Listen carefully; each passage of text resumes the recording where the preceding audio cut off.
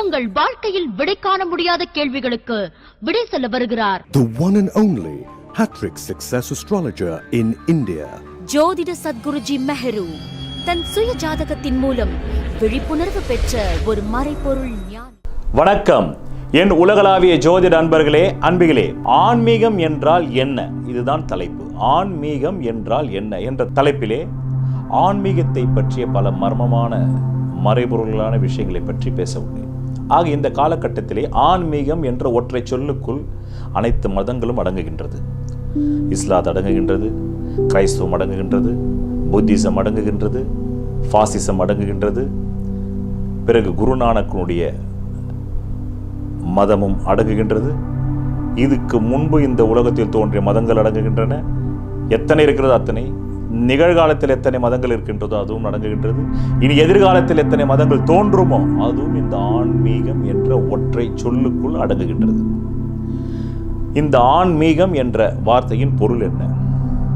பிறகு இந்திய கோவில்களுடைய அந்த கட்டட அமைப்பிற்குள் அமைந்திருக்கும் ரசவாத விஞ்ஞானம் என்ன? பிறகு முகமதிய கோவில்களில் மறைந்திருக்கக்கூடிய ரசவாத விஞ்ஞானம் என்ன? பிறகு கிறிஸ்துவ தேவாலயங்களில் மறைந்திருக்கக்கூடிய ரசவாத விஞ்ஞானம் என்ன? பிறகு இந்துக்கள் நெற்றியிலேயே திலகமிடுகிறார்களே, அதனுடைய விஞ்ஞான உண்மை என்ன? பிறகு பிரார்த்தனையின் விஞ்ஞான உண்மை என்ன? பிறகு ஆன்மீகம் என்றால் வெறுமனே நாம் நினைத்த விக்கிரகத்தை பூஜித்து விட்டால் நம்முடைய வாழ்வின் தேவைகள் பூர்த்தியாகிவிடுமா என்ற பல்லாயிர லட்சக்கணக்கான மக்கள் அப்படித்தான் நினைக்கிறார்கள். தங்களுக்கு ஒரு கடன் பிரச்சனையா, இந்த குறிப்பிட்ட விக்கிரகத்தை நாம் வழிபாடு செய்தால் கடன் தீர்ந்துவிடும் என்று நினைக்கிறார்களே தவிர அதனுடைய ரசவாத விஞ்ஞானம் என்னவென்று அவர்கள் தெரியாது. அந்த ரசவாத விஞ்ஞானத்தை பற்றி கூற இருக்கின்றேன். கற்பூரம் ஏற்றுவதனுடைய விஞ்ஞான உண்மை என்ன? இந்துக்கள் வணங்கும் போது சில பூஜை பொருட்கள் அங்கே வைக்கிறார்களே, குங்குமம், மஞ்சள், விபூதி, சந்தனம், பிறகு மங்கள பொருட்களான அக்ஷய பாத்திரம், பிறகு தாம்பூல தட்டு, பிறகு தேங்காய் உடைத்தல், பிறகு ஆரத்தி காட்டுதல், இதற்குள் மறைந்திருக்கக்கூடிய விஞ்ஞான உண்மைகள் என்ன? பிறகு திருஷ்டி சுத்தி போடுதல், பிறகு ஒரு கோவிலுக்கு கும்பாபிஷேகம் செய்தல், பிறகு ஒரு கோவிலுக்குள் இருக்கக்கூடிய அனைத்து விதமான கட்டிட அம்சங்களில் இருக்கக்கூடிய விஞ்ஞான ரசவாத உண்மைகள், பிறகு புனித ஸ்தலங்களில் நீராடுதலுடைய விஞ்ஞான உண்மைகள், ரசவாத உண்மைகள். இப்படி ஆன்மீகம் என்றால் அது சம்பந்தப்பட்ட ஜாதி, மதம், மொழி, இனம் கடந்து ஒற்றை சொல் எல்லோரையும் ஒன்றாக்குகிறது. யூனிட்டி என்கின்ற அந்த யூனிட்டியை கொண்டு வருகிறது. அதை பற்றி பேச இருக்கின்றேன். ஆக இந்த பகுதியை நான் பேசுவதற்கான காரணம், என்னை பிரபஞ்ச இருப்பியல் சக்தி பேச தூண்டியதன் காரணம், நான் கடந்த பல்லாயிரம் ஜென்மங்களாக நான் ஆன்மீகத்தில் பிறவா நிலை அடைய வேண்டும் என்று விரும்பி வந்தவன். ஒவ்வொரு ஜென்மாவிலேயுமே என்னுடைய கர்மாக்களை குறைத்து கொண்டு நான் இன்னும் லட்சம் ஜென்மங்கள் எடுக்க வேண்டும் என்றால் அது 50,000 ஆக்கி, 50,000 25,000 ஆக்கி இப்படியே குறைத்து கொண்டு வந்த ஒரு ஆத்மா என்பதை நான் ஞானம் பெற்ற போது அறிந்தேன். பிறகு என்னுடைய அறிதலை நான் உங்களுக்கு ஜோதிட விஞ்ஞானத்தின் மூலம் தருகின்றேன். அதாவது ஆன்மீகத்திற்கு பல பேர் விளக்குரை கொடுத்திருக்கிறார்கள். இஸ்லாத் என்றால் அதற்கு நபிகள் நாயகம் கொடுத்திருக்கிறார். கிறிஸ்துவம் என்றால் கிறிஸ்து கொடுத்திருக்கார். அவருக்கு முன்பு மோசஸ் கொடுத்திருக்கிறார். பிறகு இந்து மதத்திலே வந்தால் இது ஆழ்கடலுக்கு சமமானது. இதற்குள் எத்தனை பேர் இதற்கு முன்பு வந்தார்கள் என்று கணக்கிடுவதும் அரிது, இயலாத காரியம். அத்தனை பேர் வந்திருக்கிறார்கள். மற்ற மதங்களிலே ஓர் இருவர் மூவர் ஐவரை காட்டிவிடலாம். இங்கு 33 கோடி தேவர்கள் என்று சொல்கிறார்கள். பாருங்கள், அன்றைய இருக்கக்கூடிய அனைத்து ஜனத்தொகையும் சொல்கிறார்கள் என்று நான் நினைக்கிறேன். அந்த அளவிற்கு ஆழ்கடலுக்கு ஒப்பமானது இந்த இந்து மதம். அதனால் ஆன்மீகம் என்றால் என்ன என்பது மக்களுக்கு தெரியவே இல்லை. ஒரு விஷயத்தை நீங்கள் அறிந்து தெரிந்து புரிந்து செய்தால்தான் அது உங்கள் வாழ்க்கையில் நடக்கிறது என்கின்ற உணர்வே முதலில் உங்களுக்கு ஏற்படும். இன்றைக்கு கூட்டு குடும்ப சமூகம் இல்லை. நான் எல்லாம் கூட்டு குடும்ப சமூகத்தில் என் பாட்டியோடு வளர்ந்தேன். அப்பொழுது அவர்கள் சொல்வார்கள், சாப்பிடும்போது வேறு எந்த நினைவும் வேண்டாம், அந்த சாப்பிடுவதை ரசித்து ருசித்து சாப்பிடு, அப்போதுதான் உடம்பில் ஒட்டும் என்பார்கள். நான் 1969 பிறந்தேன். என்னுடைய 20வது வயதில் எல்லாம் இந்த வார்த்தையை நான் என் பாட்டியின் மூலம் கேட்டிருக்கிறேன். இன்றும் அவர்களோடு இருக்கிறார். 84 வயது அவருக்கு. அதனுடைய அர்த்தம் என்ன? வெறுமனே சாப்பிட்டால் அது உன் உடம்பில் ஒட்டாது. நாம் சாப்பிடுகின்ற குழம்பு என்ன, நாம் சாப்பிடும் சாதத்தின் ருசி என்ன, சுவைத்து சாப்பிட வேண்டும். மீண்டும் சாப்பிடும்போது இந்த கையை இப்படி கீழே ஊனக்கூடாது. ஊன்றி விட்டால் உன்னுடைய சக்தி எல்லாம் அந்த பூமிக்கு போய்விடும். அதனால் கையை ஊனாமல் கான்ஷியஸோடு சாப்பிடுன்பார்கள். அதனுடைய அர்த்தம் என்ன, அதனுடைய விஞ்ஞான உண்மை என்ன? அப்போதுதான் நீங்கள் பசியாரும். சில பெருத்த சரீரத்தோடு சில திரிகிறார்கள் தொந்தையோடு. அவர்கள் எல்லாமே சாப்பிடும்போது கான்ஷியஸ் இல்லாமல் சாப்பிடுவார்கள். சிந்தனை எங்கோ இருக்கும். மிஷின் போல் இதை எடுத்து வாயில் போட்டுக்கொண்டே இருப்பார்கள். திடீரென்று பார்த்தால் ஒரு நாள் 150 கிலோ வெயிட்டில் நிற்பாங்க. பட் கான்ஷியஸோடு சாப்பிட்டீங்கன்னா உங்களுக்கு 4 இட்லி தான் உங்கள் வயிற்றுக்கு தேவைன்னா 3வது இட்லியே உங்களுக்கு அலாரம் அடிச்சிடும். 3வது இட்லியிலே உங்கள் வயிறு ரொம்ப போச்சுன்றது உங்களுக்கு சொல்லும். அதனால தான் சில பேர் சொல்லுவாங்க குடும்பங்களில், இந்த பையன் பாரு இவ்வளோ சோறு வைக்க சொன்னான், நான் அவ்வளோ உண்டை எடுத்துட்டான், அவனுக்கு வயிறு ரொம்பனாலும் கண்ணு ரொம்ப இல்லைன்றான். நம்ம கண்ணு ரொம்ப அது எப்பவுமே மனித மனம் மோர் மோர் மோர் மோர் மோர்னு கேட்டுக்கிட்டே போகும். உடனே நீங்கள் மோர் சூப்பர் மார்க்கெட் அடிச்சிடாதீங்க. மோர்னா அதிகம் அதிகம் அதிகம் அதிகம் அதிகம். நீர் மோர்னு கூட நினச்சிடாதீங்க. மோர்னா ஆங்கில மோர், MORE மோர்.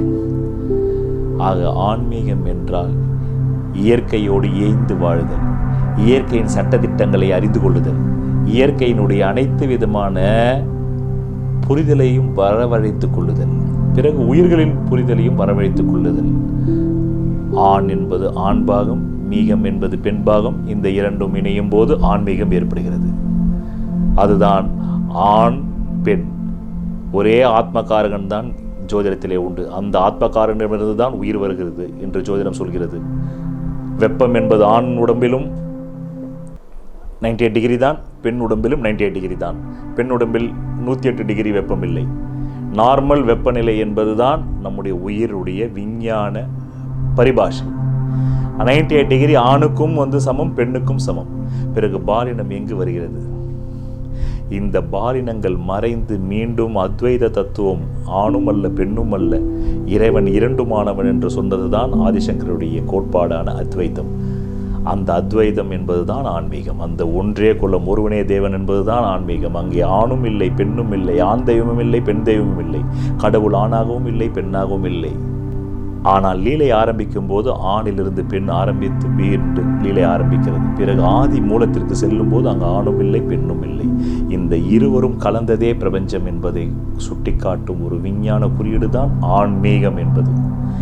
ஆக இந்த ஆன்மீக பகுதியிலே நீங்கள் மணி அடித்தலிருந்து பூஜை செய்யும் போது இந்துக்கள் மணி அடித்ததிலிருந்து பிறகு அதில் வரக்கூடிய அனைத்து சடங்குகளுக்கும் ஜோதிட விஞ்ஞான ரீதியான உமானங்களையும், பிறகு விஞ்ஞான ரீதியான உமானங்களையும், பிறகு மெஞ்ஞான ரீதியான உமானங்களையும், பிறகு இதற்கு சான்றாக வாழ்ந்து காட்டிய மறைபொருள் ஞானிகளுடைய வரலாற்று உண்மைகளையும் நான் கூற விரும்புகின்றேன். இதை நான் எந்த முன்னேற்பாடும் இல்லாமல் நான் பேச ஆரம்பித்தேன். காரணம் இது நான் பல ஆயிரம் ஜென்மங்களாக அனுபவித்ததை பேசப் போகின்றேன். இதற்கு நான் எந்த குறிப்பும் எடுக்கவில்லை, எடுக்க வேண்டிய அவசியமும் இல்லை. என்னுடைய பல்லாயிரம் ஜென்மங்களுடைய நினைவாற்றலில் இருந்தும் அதனுடைய பிரஞ்சையிலிருந்தும் நான் இதை பேசுகின்றேன். இதை பேச வேண்டும் என்று இறைவன் என்னை பணித்ததற்காக நான் அந்த இறைவனுக்கு வானமண்டலத்தில் நன்றி கூறுகின்றேன். கண்களை மூடி தியானம் செய்து நன்றி கூறுகின்றேன். காரணம், என்னை பற்றியே நான் பேசப் போகின்றேன். ஆம், ஆன்மீகம் என்பது தன்னை பற்றி பேசுவதுதான், தனக்குள் இருக்கும் பரமாத்மாவை பற்றி பேசுவதுதான், தனக்குள் இருக்கும் தெய்வத்தன்மையை பற்றி பேசுவதுதான். பிறகு எனக்குள் நான் இருக்கும் என்னுடைய தெய்வத்தை நான் கண்டு கொண்டேன். தெய்வத்தன்மை எனக்குள் இருக்கக்கூடிய அந்த தெய்வத்துடைய ஒரு சிறு ஒளிக்கீற்றை நான் பார்த்து விட்டேன் என்றால் பிறகு நீங்களும் பார்த்துதான் ஆக வேண்டும். ஆனால் நீங்கள் பார்க்கக்கூடாது என்று கண்களை மூடியிருப்பதால் தான் உங்களுக்கு அவர் தென்படவில்லை. பார்க்க வேண்டும் என்ற முனைப்போடு வந்துவிட்டால் நீங்கள் நிச்சயம் பார்ப்பீர்கள். அதுவும் இந்த ஆன்மீகம் என்றால் என்ன என்ற பகுதியிலேயே நீங்கள் அதை பார்த்து விடுவீர்கள். அதற்கு நான் கொடுத்திருக்கின்ற தலைப்பு ஆன்மீகம் என்றால் என்ன? அதற்கான விடை, ஆன்மீகம் என்பது காலத்தை கடந்து காலமற்றதற்குள் நுழைவது. இதுதான் ஆன்மீகம். அதுதான் காலமற்ற பாதை. நன்றி. விரைவில் உங்களை நான் சந்திக்கின்றேன். வணக்கம். சொல்வதெல்லாம் பலிக்கும் அபூர்வ வாக்கு சக்தி பெற்றவர் மெஹ்ரு அவர்கள். உங்கள் வாழ்க்கையில் பணம், புகழ், பதவி, திருமணம், குழந்தை பேறு, உயர்கல்வி, வெளிநாட்டு யோகம், கலைத்துறையில் வெற்றி, அரசியலில் வெற்றி போன்ற இன்னும் எண்ணற்ற உங்கள் வாழ்வின் கேள்விகளுக்கு ஒரு மனிதன் அவன் ஜாதகத்தை எப்படி அறிந்து கொள்வது? கான்டாக்ட் ஜோதிட Sadguruji Mehru Address Quality Complex, first floor, new number 45, wall number 12, Arunachalam Road, Saligramam, Chennai 93. Phone 04423760772. Contact 9952959962, 98409 57612. Website www.srimeheru.org.